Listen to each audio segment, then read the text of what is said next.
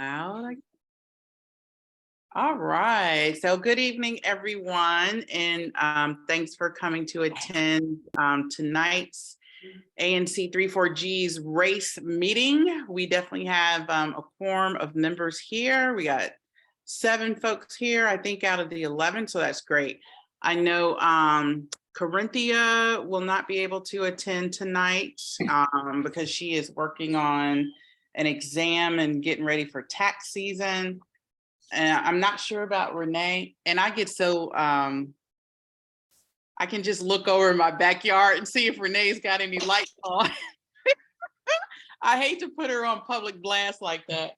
It looks dark. So I don't think she's going to be here right now. I know Renee is working a lot of hours at her job. So I did not What about Maria? I didn't hear from Maria. Which means she'll probably be here. Yeah, she probably will pop in. I think that's everybody. I don't have my full list, but I didn't do an agenda for tonight because I just had not done an agenda. I'm not going to make an excuse for it, but we do have a couple things that we really do need to discuss. I hope everyone got a chance to see the letter from or our recommendations that we wrote up that the ANC adopted. I put on the bottom of that the new way I think is a really actually good way. It's kind of like what we put on our resolution to show whether or not something has passed or not. So that gives you guys, and I think the committee, a way to look at it and say, okay, here's what passed, here's what didn't. It's posted on the race site and also under the ANC's document library. So take a look at the format. Let me know if you like it. I think it's a good way to transmit recommendations to the ANC and then for them to transmit the response back to the group. And one of the things I really wanted to discuss and see is how, and Ron, I hope you will help me on this, how we should proceed on Civic Core. There's been a lot of discussions and meeting with a group in the ANC called Zoning Design and Development, which Ron sits on. I'm ex officio on, and I try to make all of their meetings. One of the things that I thought would kind of fit, here's Maria. One of the things that I thought would kind of fit based off of our recommendation and getting some segue into the ZDD group was our recommendation on, delaying the surplusing until we could have time to research the Black home ownership, Black contracting opportunities, and to work jointly with zoning, design, and development. So I had preliminarily had a discussion with Peter Gosselin to see if he wouldn't mind members of race sitting on some of the ZDD committees for explicitly that purpose. And he agreed to that. He didn't have any objections to it. So I kind of want to get your opinion. And that I think would kind of help us in not doing such a heavy load. There's, I think, about 13 members of ZDD. They're divided right now into 4 committees, and some of the committees have maybe 3 people. I don't think any committee has more than 4, so they're pretty good size. But they are moving ahead with some of the work, and I think this would maybe take a load off of us. And that committee has more expertise in the housing issues, so it might be a good fit. But I'm kind of interested in, Ron, maybe to hear what you think initially, and then what the group, feels about how we can incorporate ourselves into this process. I can give you my observations and my feelings, but I don't really know because I'm not sure yet what the form of the recommendations from the ZDD committee are going to be to the to DEMPED, and how DEMPED wants to use those recommendations. If it goes down the way I think it should go down, then what the ANC, the ZDD through the ANC will do is give a bunch of information to DEMPED that basically says the community likes this, doesn't like that, is concerned about this, and that those concerns and desires should be part of the RFP, and respondents to the RFP should, to the extent they honor those, that report, will probably be given, points or whatever, however selection is made. If that's the way it goes down, and parenthetically, I'll just tell you, that's not the way everyone on the ZDD thinks this is going to go down. There are people who basically think we're going to design this thing and tell DEMPED how to do it. But I don't think that will happen. So if it goes down the way I think it goes down, I think that if we make a statement and possibly even include mechanisms that we're aware of that to promote ownership, African American ownership of units in the development, and ask DEMPED to include that in the RFP as one of the community's priorities. I think that will. I'm not sure what else we could do. Could we go out and get statements from some affordable housing developers that it's possible, that it's feasible? Yeah, we might be able to do that. But I think largely all we can really do is say we think it's important, and we think DEMPED should favor proposals that include it in their selection. Okay. I mean, let me, if I can back up just a little bit on that. I mean, just regardless of what we in the community of the ANC thinks this process should be, the way it generally works is DEMPED goes out and says with an RFP, and they say you need to be consistent with planning and zoning, and that would include our small area plan. And you need to be consistent with the city's regulations, which in this case, since there is public property involved, would be 30% of the units should be affordable. And maybe include other information, such as the response to the little survey they sent out, other programmatic information from the library and the community center, and other statements such as we're talking about here. And then the designs come back. Let's say there's 5 respondents to the RFP, and then the ANC is asked to look at all 5 of them and tell DEMPED which one they like best, or what features they like or don't like of the various proposals. So that's sort of the way, that's sort of the process as I understand it. And then is it a vote on the part of that committee? How the committee operates is an ongoing and evolving affair. I think the general consensus, and Lisa, I'm sure you've had conversations with Peter about this, is that the committee will give information to the ANC, and the ANC will use that information as it sees fit in doing a resolution that tells DEMPED what we want to tell DEMPED. Right. Is that? Yeah, that's what I mean too. Yeah, which makes this really kind of important, because if we can get it in there, through ZDD, I mean, that's 2 committees basically saying to the ANC, this is what we want.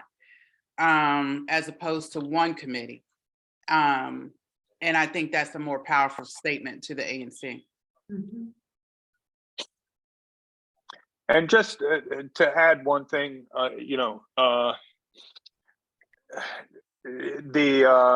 had two conversations with affordable housing developers out there in the world, and they both are very positive, very optimistic that we can get a very significant amount of affordable housing on this site, possibly even the 100% that Ward 3 Vision, my group, is asking for.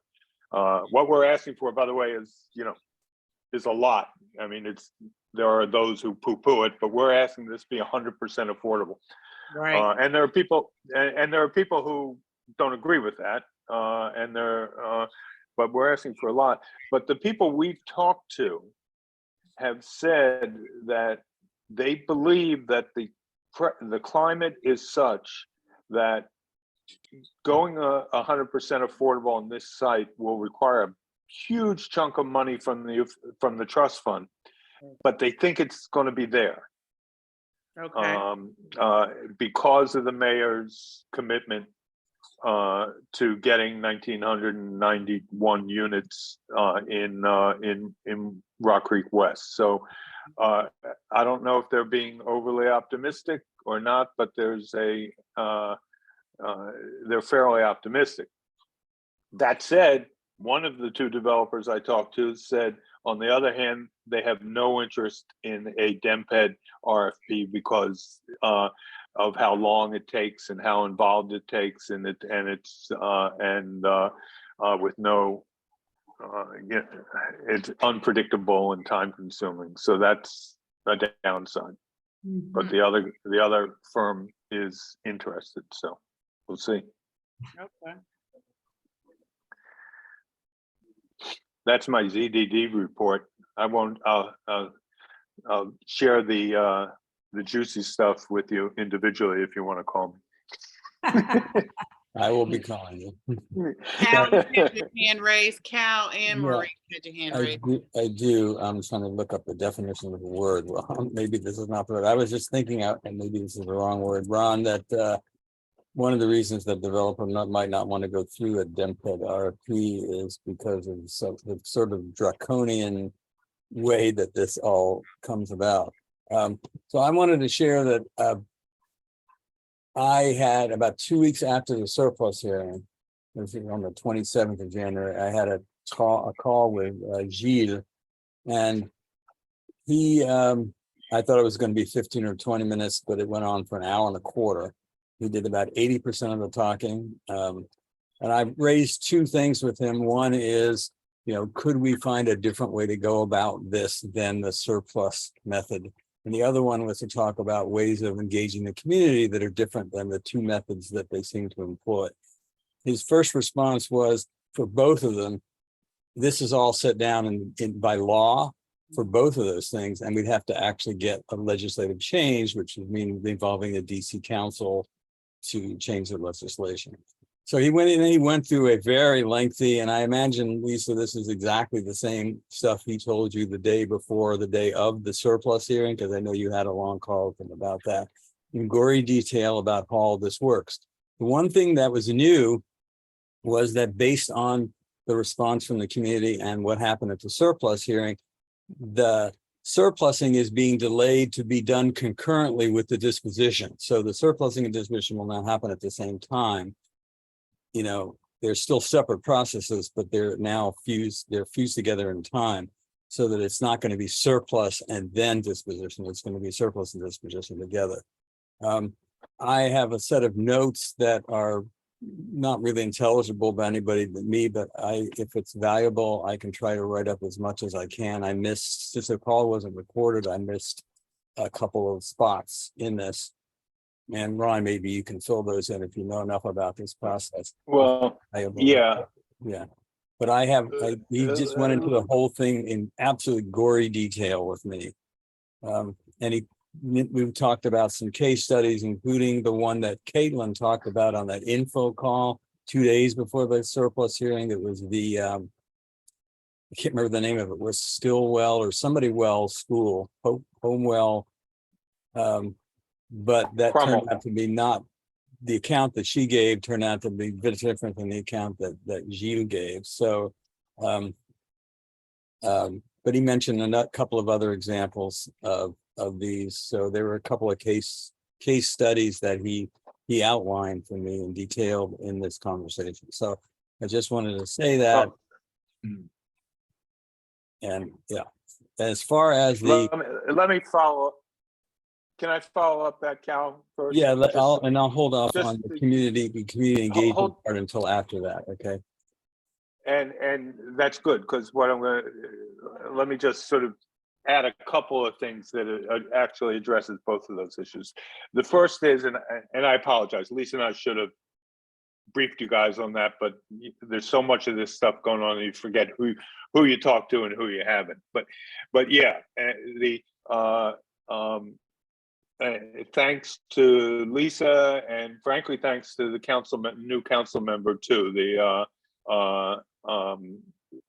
The surplus has essentially been taken off the table, just like Cal said.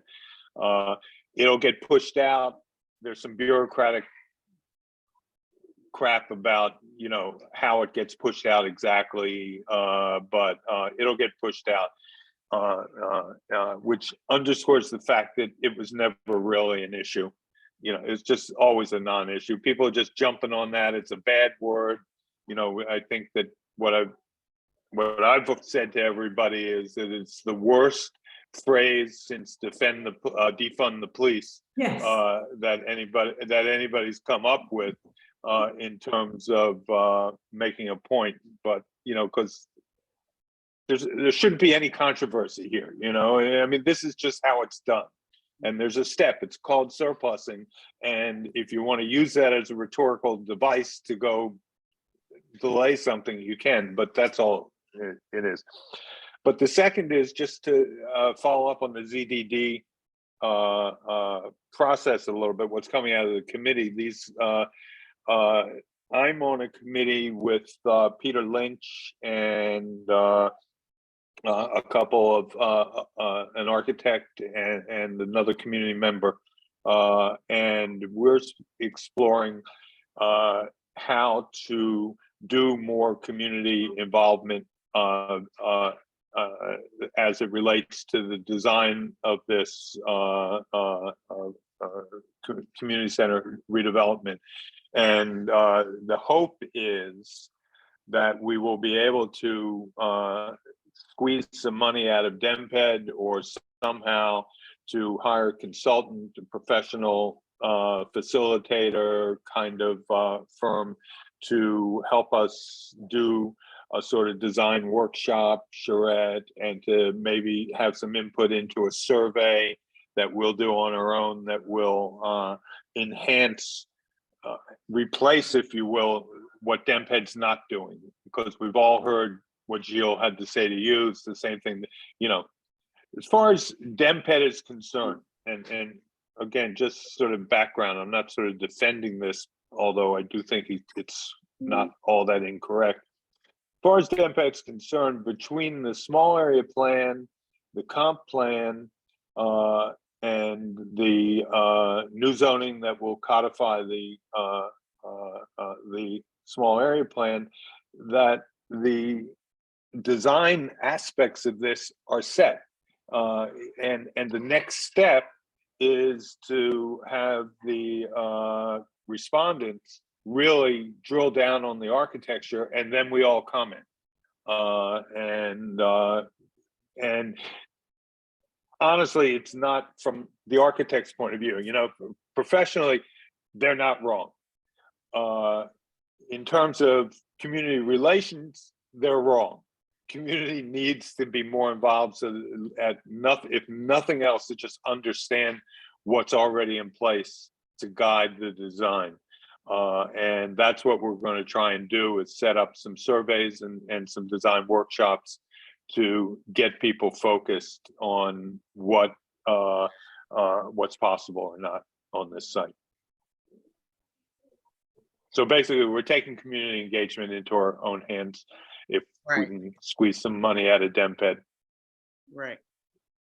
So that's a nice segue into the second thing I want to say. But before I go into the community engagement part, I want to let space for anybody else who wants to respond to the first part, surplusing and Ron's report.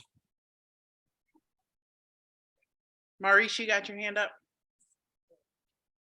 Yeah, I guess this is probably going into the second part, which is I've seen that that survey mentioned on the listserv, and I guess just wondering, it's DC is doing the survey, but I guess I'm trying to understand: is it DemPed that's doing the survey, and who helped write the questions, and what decisions are being used?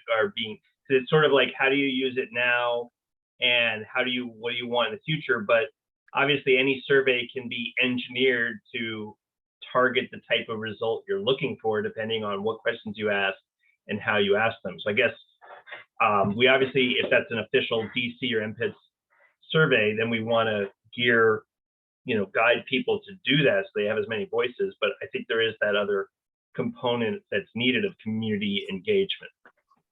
There's a group, a subcommittee, a working group of the ZDDs, like I said, that we're sort of focused.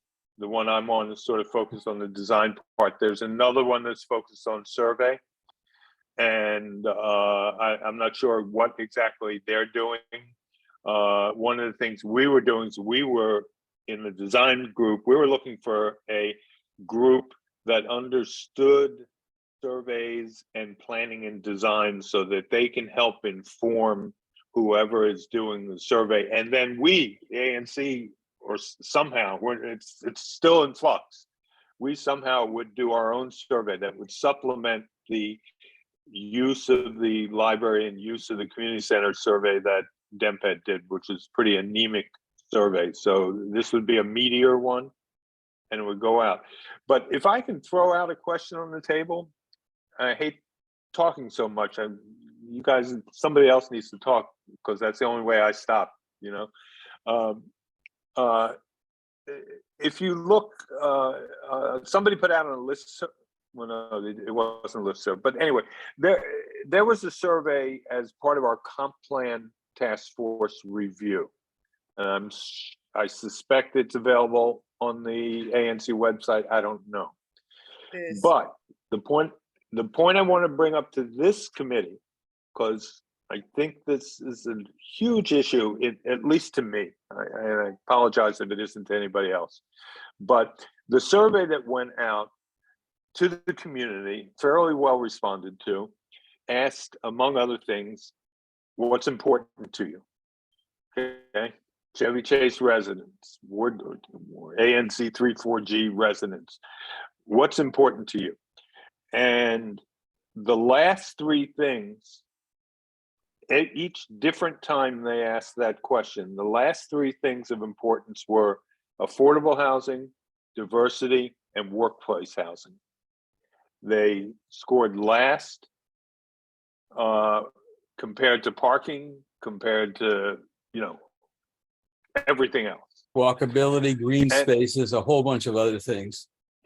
Well, a lot of those things didn't score very well either compared to parking and anyway. So it's an interesting thing. I mean, that's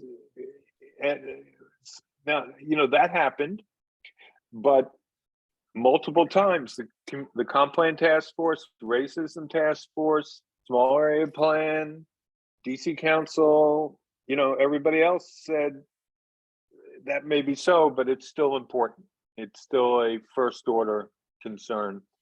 And, so there's a dichotomy there, or conflict, inconsistency that is troubling. I'm not sure how this committee or anybody else talks about that. I've talked to Randy about it on occasion, and his response is, yeah, well, sometimes you just have to do what's right and not what everybody votes on. So anyway, I throw that out because, there'll be surveys, but I'm sure the result, I think there'll be more of a concern for affordable housing than there was 3 years ago when we did the survey, because it's more in the air. But it's still likely to not be the kind of priority that those of us who've been close to this have put on it. Yeah, you're Well, right. yeah. I mean, my question, sorry, go ahead, Cal. Well, I wanted to pick up the ball because you guys have kind of started the conversation before I had a chance to frame it. But go ahead, Libby, and then I'll go after you. It's just a question of weighting, of how do you weight those variables? I mean, the city has an objective. The city has major needs. How much does the community who is not scoring high on affordable housing under such a survey, how much does that get weighted over the needs of the city? Good question. Yeah, and I think I watched the recording of the last ANC meeting, and that very question about what happens, where do the needs of the community, how does that balance with the needs of the city? I think it sits right in the pocket. So I want to just talk about community engagement for a moment, if that's all right. So I looked at the survey that DEMP had put out yesterday. It's, I think, Ron, you said it was kind of, wouldn't you say weak or something, but I'm particularly sensitive to how survey questions are worded and what kind of multiple choice responses, when it's a multiple choice survey, which almost all of this is, are done, that reflect the intended outcome that the survey creator wants, either because they have a position or because they have an unconscious or conscious bias towards something. So whoever's doing a survey, I'd like to be involved in that conversation because of that sensitivity I have, specifically around the way things are worded. So in my conversation with Gilles, I said, basically, it seems there are two modes, which are really two variants of the same mode, when they do community engagement, which is to either have a lecture or a presentation and a Q&A. We've seen this happen many times in the ANC meetings and a couple of times in our meetings. And then you have people do Q&A. And the other option is like the surplus hearing, where you just open it up and there's a microphone and you have a queue of people that stand up and get their 1 or 2 minutes. I don't really consider that this is sort of a way of having an agency communicate engage the community, sort of, but it's not the community engaging with the community at all. And I think that we need to have that in place before the city can understand what the community wants, what it does and doesn't like, and all the other things on the list that Ron suggested be included. And I've kind of been waiting for quite a while to do that ever since we had the town hall 2 years ago, which was not an example of how to do that. So if the ZDD is going to be taking over the responsibility for that kind of community engagement, then I certainly want to be there. Peter Goss and I have been trying to schedule a call. We had a chat about it at the end of the surplus meeting. We're very excited to talk to each other, but we haven't been able to get that to happen because my father died, in the middle of all this. So we are now going back and forth trying to schedule something. But I imagine I'll be pulled into that effort.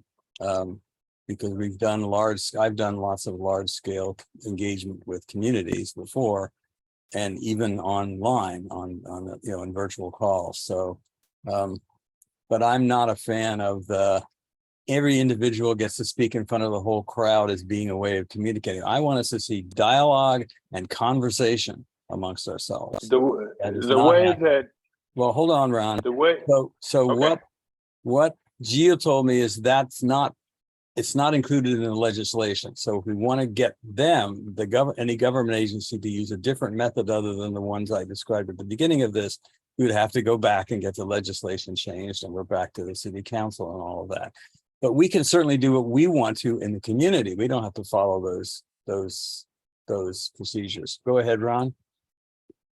I was just gonna say, the way that the Office of Planning has been doing this recently, and they did it a little bit with us, but they've gotten better at it with Kenley and Friendship Heights work that they've done now, is they have a half day, 4 or 5 hours of inviting people to come by the community center or wherever. They have boards and maps and things to manipulate, and people mill around, talk to one another, talk to the facilitators. Lots of stickies that people write on and put on the drawings, and there's a lot of informal back and forth. It's not like there's not like one issue on the table and we argue about it, and we testify.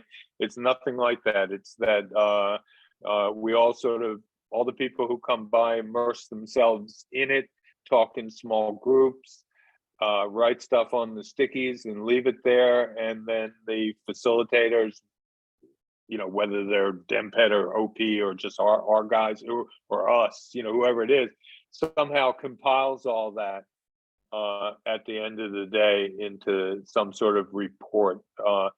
In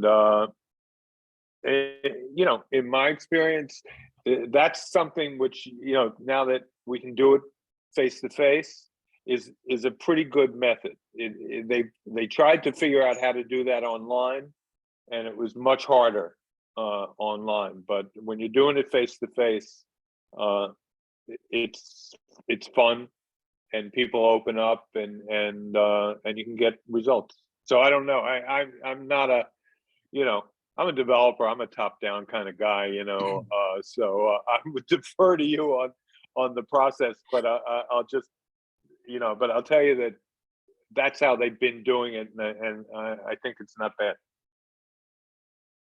I'll just say that quickly, that I think multiple forms of engagement, that sounds interesting.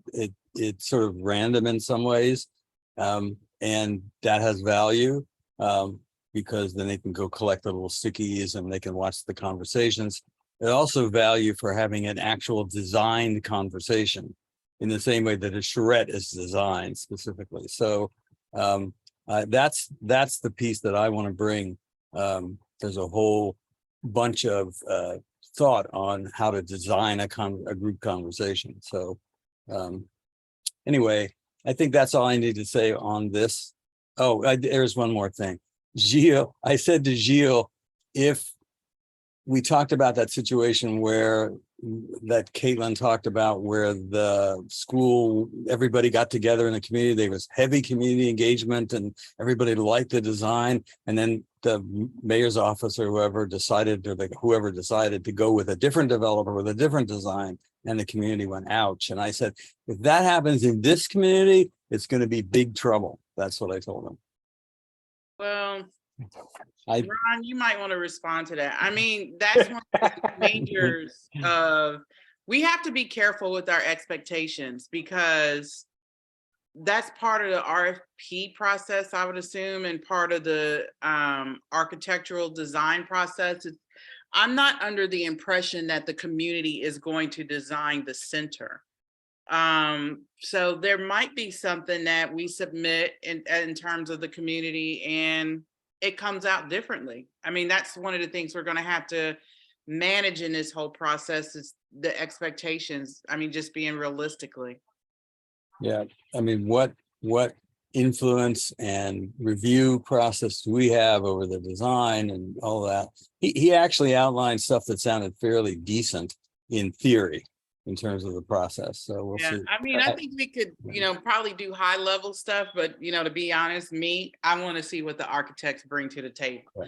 So I think Ron and I have talked enough. I saw somebody else's hand go up a second Yeah, ago. Libby? I just had a question about how, I just feel like it would be really helpful for the community if there was somebody completely neutral who could educate the community, because I think that so much gets in the way when people start to feel like the person speaking to them has an agenda. You have all these attitudes of skepticism right off the bat. And it's sort of like people don't hear anything past a certain point because they're already calculating in their mind how, this isn't, this is veiled in some way. And so Ron, earlier you were referring to, maybe it was with Peter Gosselin, the discussion of having somebody come in. We are. Is that Yeah. an option that for the Well, community here's engagement? we've been actually pretty strategic in making that selection. Peter, there's a group that has done some work already, and that Peter was involved in. I think they did some work with the ANC or something at some point. I'm not 100% sure what it is they did, but Peter mentioned he liked them. And I and Ellen McCarthy, who I was working with on this, both know this firm and we like them. And this may shock you, but some people don't believe I'm objective about my comments on this, notwithstanding the fact that I am. But I figured that was a start. If Peter likes them and we like them, we know the district likes them because the district, MPED and OP and other agencies have hired them. So this is a group that everyone I've talked to thinks highly of. How do we pay for it? Well, Well, we're having a preliminary conversation with them on Friday. So, you're having it or you had? having it. All right. Did you get Sorry, I got lost. Because did you get the email? Did anyone forward the email from me that I got a price from them and a scope? Yeah, I saw that. Okay. Yeah. And if you got any questions, Lisa, we can talk before you meet with them on Friday, because Ellen and I have had a couple of conversations with them, and Ellen especially is experienced in more than I am in this kind of stuff. And so anyway. Okay. So like, without wanting to get ahead of ourselves, what would that look like? What would that look like? That Yeah. would be the rough scope that they have is that they would meet with selected community members, probably not a huge open meeting, but meet with stakeholders to sort of get the lay of the land. They would do a design workshop kind of thing, probably one big one, and exactly what they did there and what materials they used to do that is sort of up in the air a little bit. It depends how much stuff they could get that OP has in their files and drawings and stuff, and then they would on the survey side, that was a little vague. They would either consult with the people doing the survey, or they would draft the survey and work to get it out. I think those were the big items on their scope. I don't have it in front of me. So they wouldn't be interacting directly with the community? Yeah, they would. The design workshop would be as open as possible and as well attended and publicized as possible. Great. I thought you And I said also there have was, this idea that I haven't shared with Lisa yet, that we're gonna hit up the council member for the Constituent Services Fund to get enough money to send postcards to everybody and all that, and we're gonna lean on him to say, put your money where your mouth is. Yep. I thought you said this was going to be a stakeholders meeting, not open to the community. No, they would start with the stakeholders meeting to get the lay of the land and to start to fine tune how these other things would work. And who would be the main partner for this group, like for setting it up? Would that be Peter? I'm just saying that, if you're organizing it already, that's going to be, hopefully it's fine, but again, everybody's suspicious of the developer in the room, so.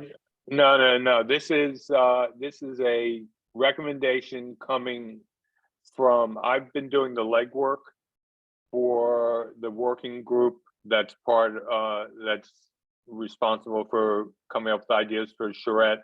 I'm not the chair of that group. This is the memo coming from the chair to Peter. It would work through Peter and Lisa. This is not like a Ward 3 vision webinar or anything like that.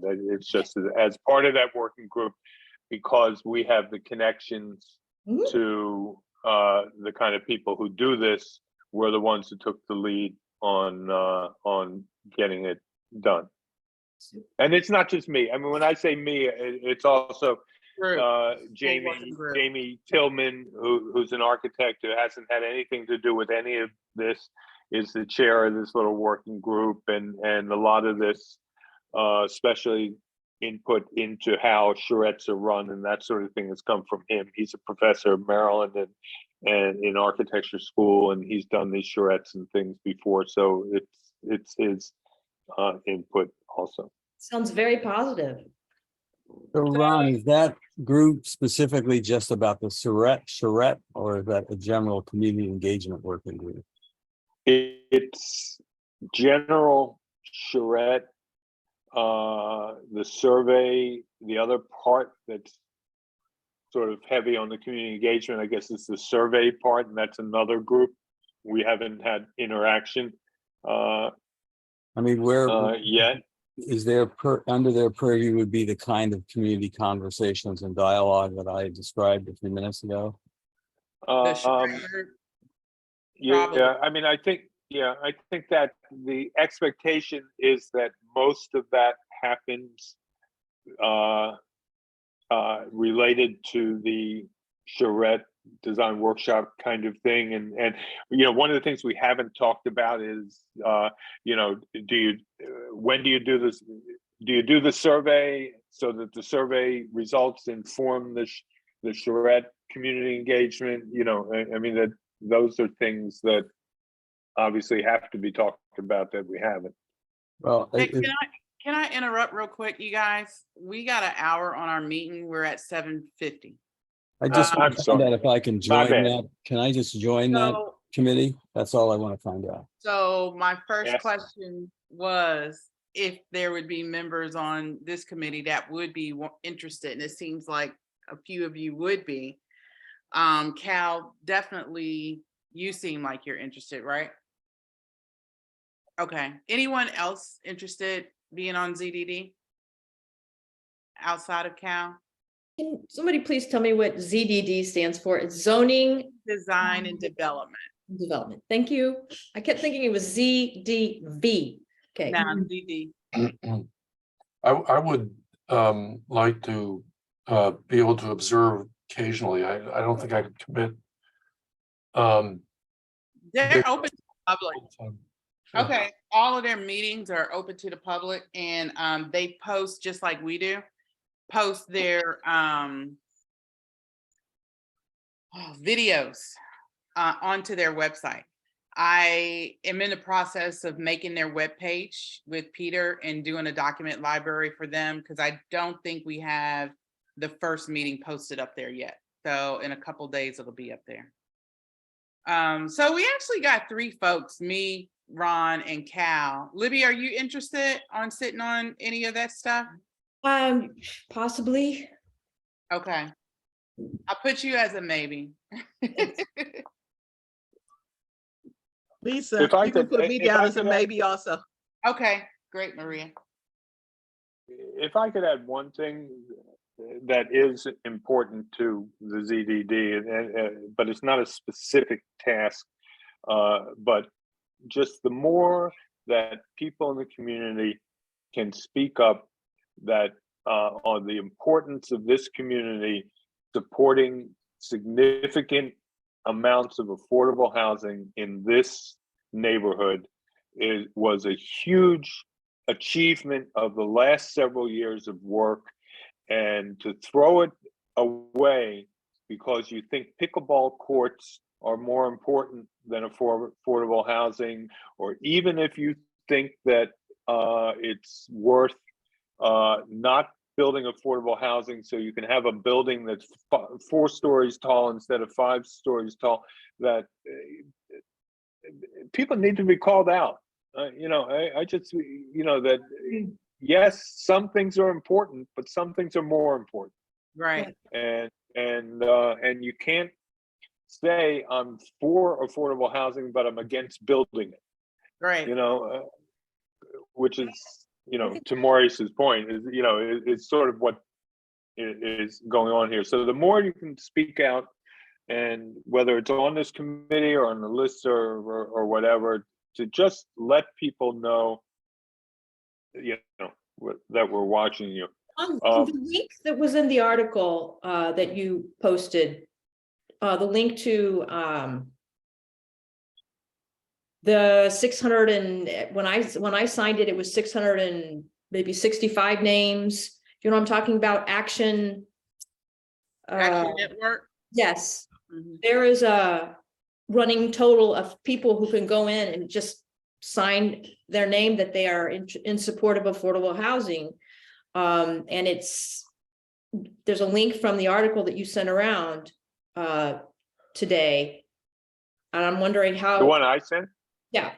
The Oh, one I you didn't sent see that to link. us, Oh, okay, yeah, okay. the word fighting for affordable housing, there's a link from there. So it's action focused to either, it provides a link to a running total of names of people, and it also provides a letter that people can send to the mayor. Oh, I didn't open that. What I great. liked about that article. I'm Yeah, sorry, I'll get the Marilyn. link posted in the chat. Oh, Yeah, great. what I liked about that article is it made the connection between, the history of exclusion and these efforts. Right. Now it's not just about, people try and blow off anything by saying, oh, the mayor's all corrupt, so we don't have to pay attention to our goals, bullshit on top of bullshit. But this made the historical connection, which Carl makes all the time. Yep. Yep, which absolutely. is important. And the other thing I will say that does not need saying, but you may need to say it to your neighbors when you're over coffee sometime, is do not mistake this toxic listserv for what the community thinks. I know. Okay, the listserv is the people it's 10 people tops, Awful. and they Awful. post constantly, and it's and your neighbors, if they're like mine, are confused. They don't know what's going on, but they're not necessarily up in arms like you would think if all you did was look at the listserv. Right. And with that, I'll try and shut up for a little while. Sorry. I'd love to hear from Marilee and Maria, just to hear what's in their minds and hearts about any of the stuff that was talked about tonight. Well, I keep thinking that so many of these vocal people think that it's a vote, that if they get enough noise and enough supposed votes, well, the community doesn't want it, so why are we doing it? And it needs to go elsewhere. I also think that if all of this was approved by the communities years ago, or whenever it happened, that was before it was in their backyard, really in their backyard. It's just the same old thing. And so it's amazing how patient you can be, Ron and Carl, in your responses to these people.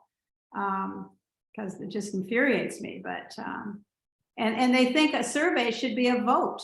That it's like, let's see, 60-40, well, then we don't do it. And so a survey is sort of, it misleads them. I don't know how useful that is. It's been really frustrating for me to watch, but I admire you those of you who are out there and patient and loving in your responses. I've learned a lot from reading Carl's responses to things over the last few years. All right, 6 minutes, y'all. Maria, did you want to? I just don't know why we need affordable housing at Chevy Chase. Is that just because the mayor said that was on her agenda? Ooh. What's the purpose of affordable housing in Chevy Chase? Well, let me try to tackle that. I think that if you look at some of the things that have happened in the city, affordable housing has concentrated poverty in DC. So you look at wards 8, ward 7, ward 5, there's a lot of building that has occurred outside, and I wouldn't just limit it to Chevy Chase, I would say ward 3. So one of the things that we see is development occurring in areas that are already strapped, already under funded in terms of schools. It's just, some of the development has just concentrated poverty further in the city. So when you look at Chevy Chase and Ward 3, we haven't had it, right? That is part of the mayor's goals. And I think it's an important goal. And I think she further emphasized not necessarily ward level, but also neighborhood level as well. Chevy Chase cannot be immune to anything.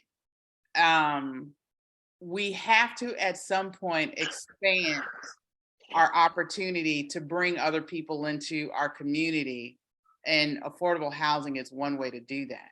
I don't see a negative to it. It's going to give people that don't have an opportunity to live here, like my girlfriend that was a GS-13 in the federal government and was a career auditor, actually just like Corinthia. Her career path was very similar to Corinthia, that couldn't afford to live here except for on the avenue in one of the apartments.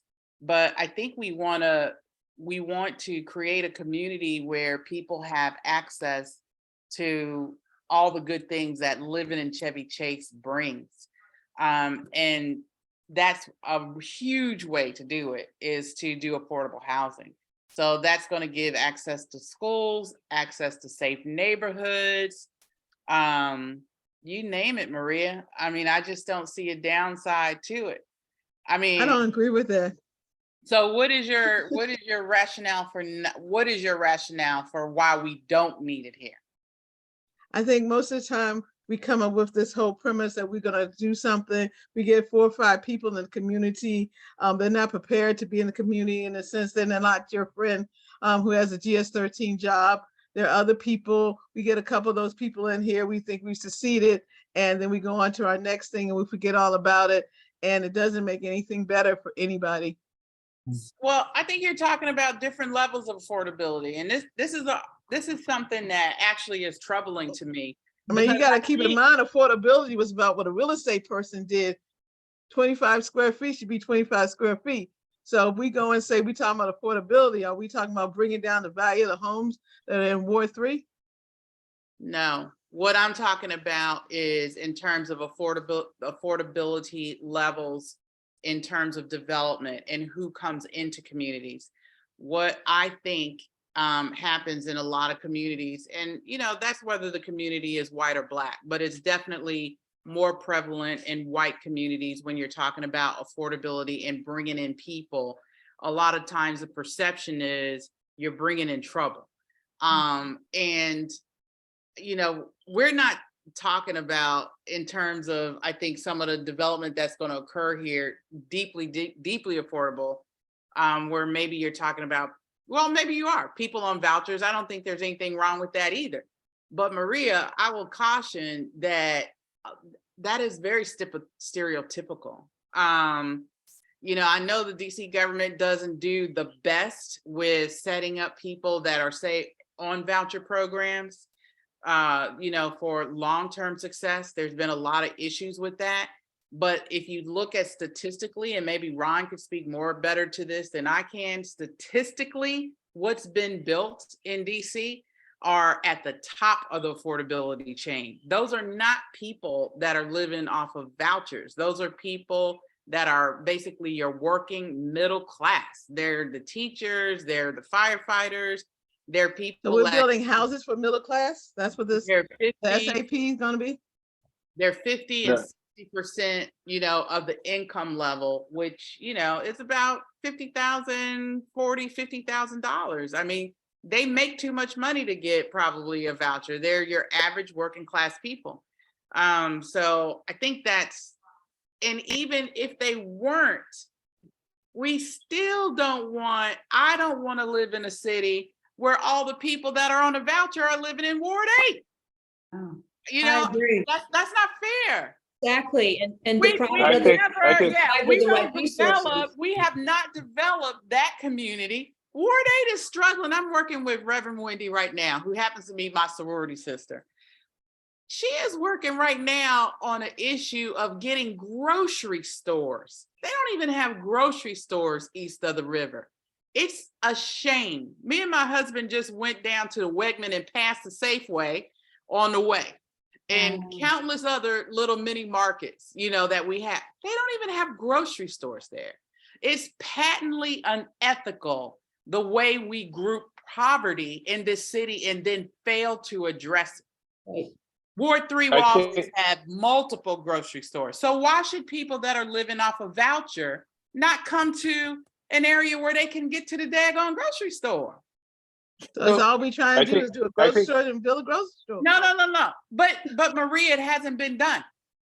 The good food. But isn't that what we market- should be thinking about, is building the grocery we store and do. making it better for them And- wherever we live? And we do, but we have many paths to a goal. It's not just grocery stores, as you know, it's also schools. It's also crime and poverty. You know, people don't want to live in that situation their entire life. They want to move up to something better. And maybe they can't get that in their community because the city has repeatedly, year after year after year, failed to invest in them.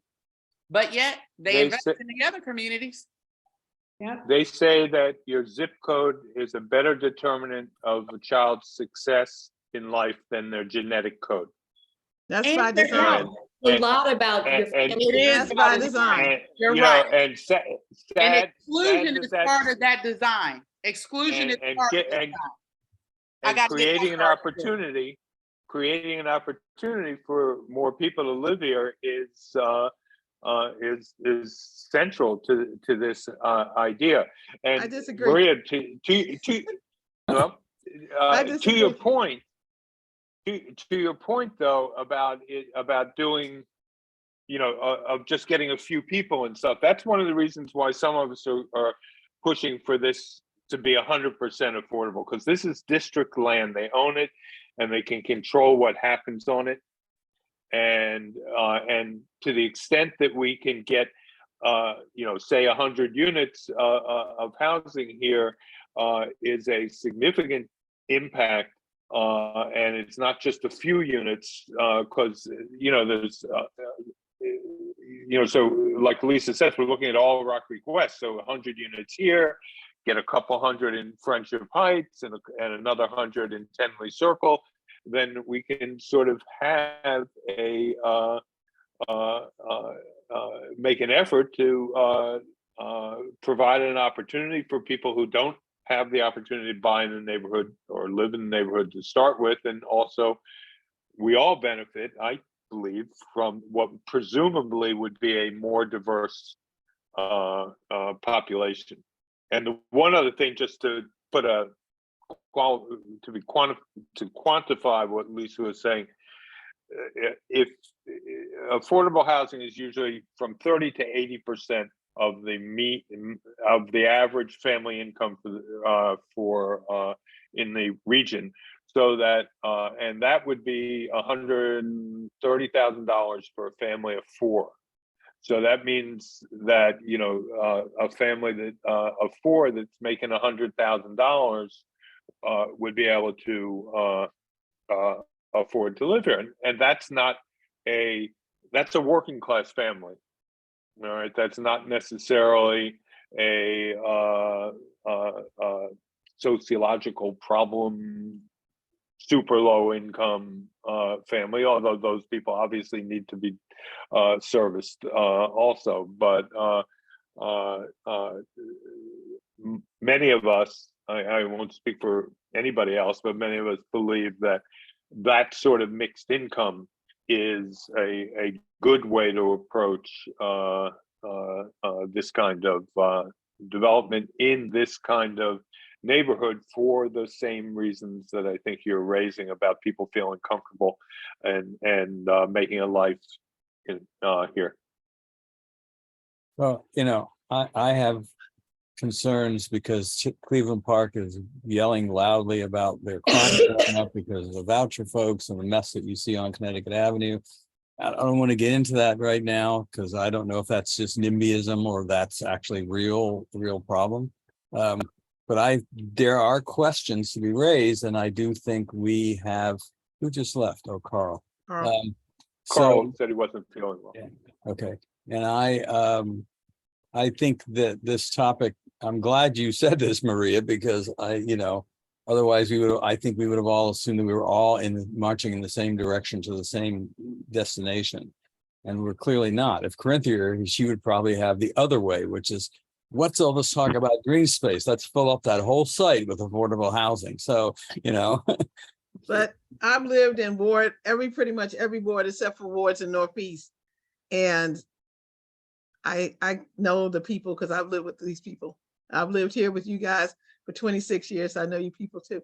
So I don't think that putting in 4 or 5 units in a building or 100 units in a building helps us understand affordable anything.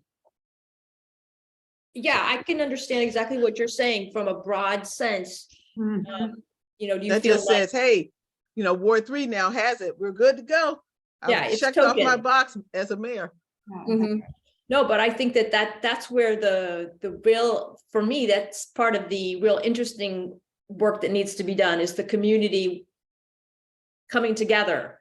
And instead of just checking the box, like you say, getting to know each other, having reasons to be involved in each other's lives when maybe we never would, having a chance for our kids to grow up knowing each other, having a chance for us to learn from each other, and not be this, ivory tower in Chevy Chase that's becoming, let's face it, it's not the future. It's not enriching for many people in a lot of ways.